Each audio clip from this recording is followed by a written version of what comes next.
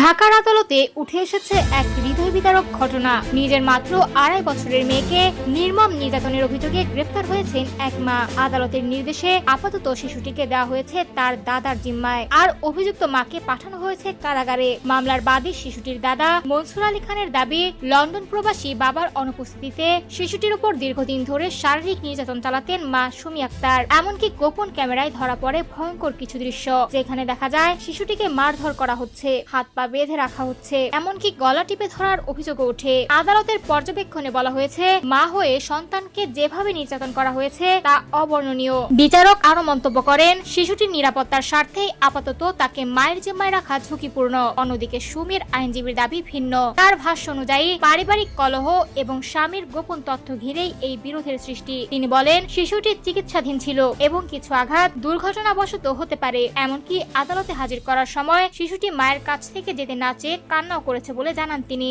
মামলার নথি অনুযায়ী সামাজিক যোগাযোগ মাধ্যমে পরিচয়ের পর 2022 সালে বিয়ে হয় সুমি ও রেজাউল করিমের। পরে তাদের কন্যা সন্তানের জন্ম হয়। তবে দাদার অভিযোগ, আলাদা বাসায় যাওয়ার পর থেকেই শিশুটির ওপর শুরু হয় নির্যাতন। সবচেয়ে ভয়ঙ্কর অভিযোগটি আসে এক মেয়ের একটি ঘটনার বর্ণনায়। শিশুটিকে মারতে মারতে মা নাকি বলেছিলেন, এই বাচ্চা আমার গলার কাটা। এই ঘটনায় আগামী বুধবার আবারও আদালতে শুনানি অনুষ্ঠিত হবে। এখন পুরো দেশের নজর সেই ছোট্ট শিশুটির ভবিষ্যতের দিকে।